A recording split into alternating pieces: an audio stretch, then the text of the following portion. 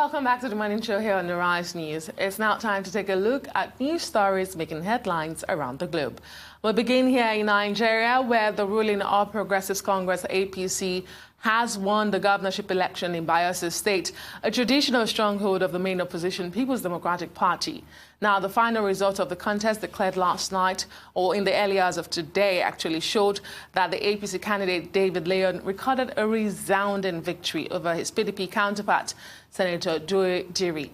APC also seems to be on course to wrap up victory in the governorship poll in Kogi State, north-central Nigeria, where, according to results already declared by the Independent National Electoral Commission, the party has opened up a comfortable lead over its rival ahead of the final pronouncement later this morning. So far, APC has won 19 out of the 21 local government areas of the state.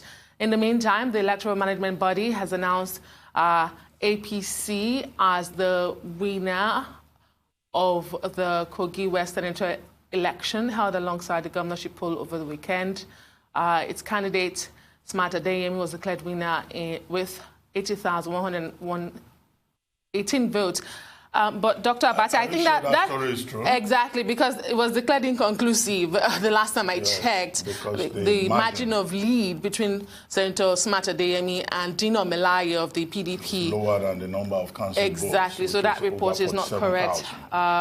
That was a mistake. Kogi West was declared inconclusive, and a date is yet to be announced for the elections. But let's start with Bayelsa, Dr. Abati. It's a stronghold, or had been a stronghold of the PDP until now, where you have the APC clinching it with 180,000 votes margin. Did you see that coming? Well, I mean, one would have expected that with all the problems that the APC in Bayelsa had. One, there was a court judgment, disqualifying the deputy governorship candidate of the APC.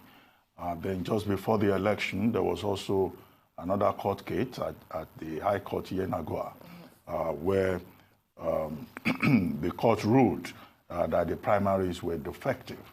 And therefore, you would think that technically the APC would have been disqualified from the election, as was the case in Rivers.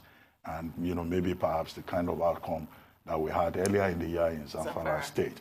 But that did not happen. The election went ahead. INEC did not ask the APC to withdraw. So I suspect that those legal issues will still have to be resolved eventually.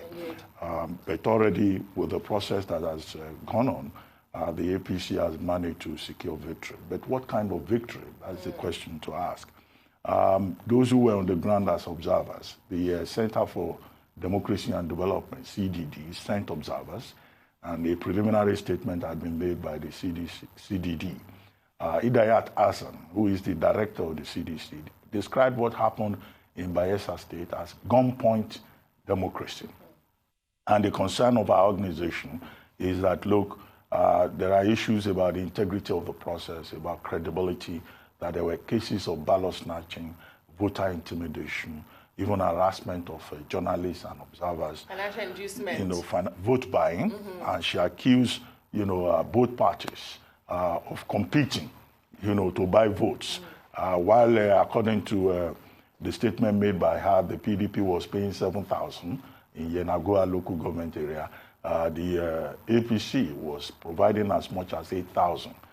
He said there was also indication of vote buying in Sagbama, in Nembe, in Brass, and in other places. But in spite of all of that, the result that has been published indicates that the PDP won in only 2 local governments. Out of 8. Out of 8, being Sagbama and Kolokuma, Opokuma. And it's understandable because, the governor, Dixon, is from the Sagbama local government area.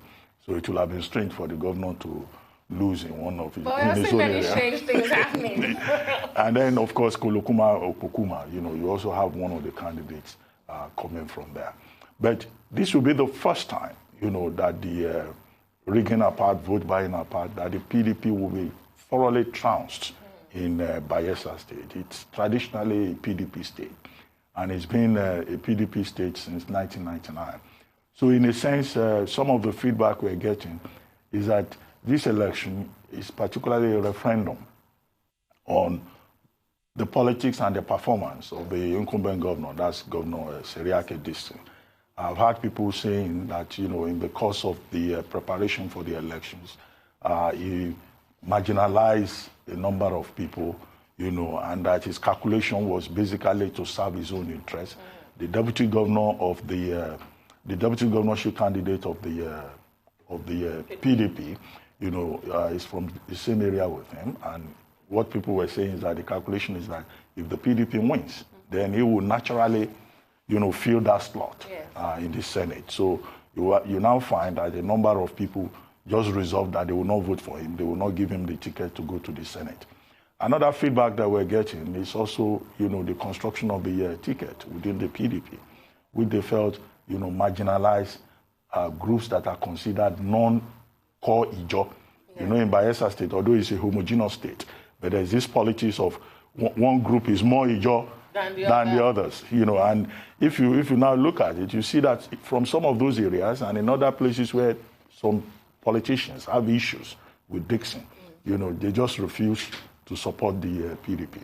I mean, look at Ogbia, Yenagua, Ekremon, Nembe, Brass. I mean, look at the kind of gap, that you get from those local governments that are So this listed. is more self-inflicted on the PDP? Well, in a sense, when you look at the politics, the local, undertones of the politics of the state. And I think that, Governor Dixon himself must be embarrassed that under his watch, PDP has been pushed aside. But don't rule out the fact that the PDP will go to court, of course, to contest the election, to raise questions about, the competence and the eligibility, if you like, the eligibility of the two candidates of the APC.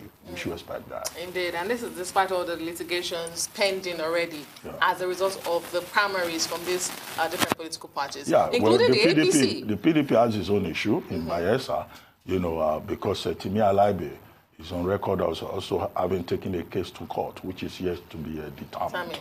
Yeah, so the situation is fluid yet. I don't think anybody should celebrate too early. And then, of course, in Kogi, I mean, the situation in Kogi is even worse. Exactly. Another NGO that is called Yaga that sent observers to Kogi has in fact outrightly called for a cancellation of the election in Kogi State. As well as the SDP candidate, Natasha Akpoti also issued a statement rejecting the entire process. She wants a total cancellation. Don't forget the Global Watch as well, the foreign observers. They also issued a joint statement.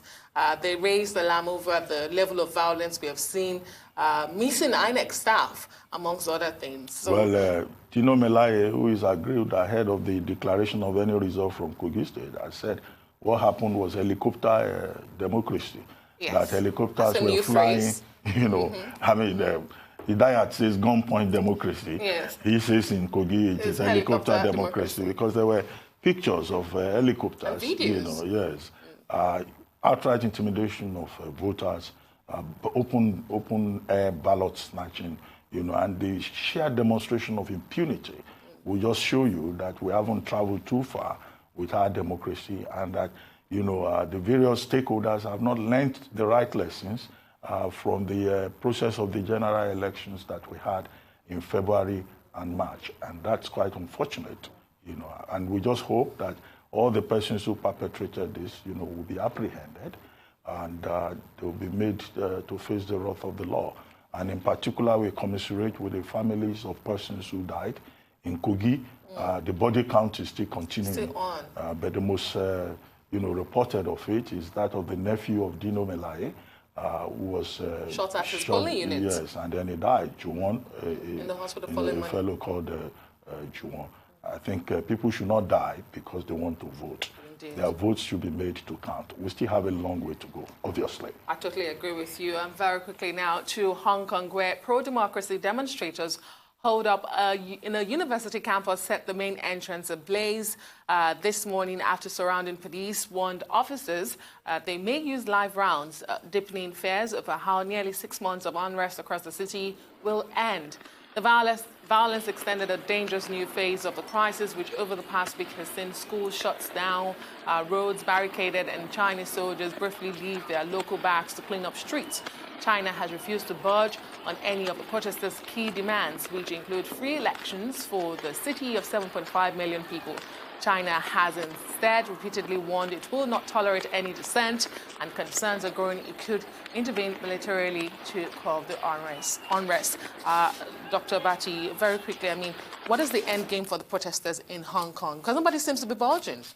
Well, nobody seems to know how it will end. The protesters have been defiant. They've been determined since June. This is no longer about extradition bill, which has since been withdrawn. This is about the people insisting that, you know, the integrity of Hong Kong and democracy and the right of the people to choose their own leaders should be respected. Indeed. We hope it won't end up as another Tiananmen Square. But let's go on a short break. When we return, the Morning Show will continue. We'll be right back.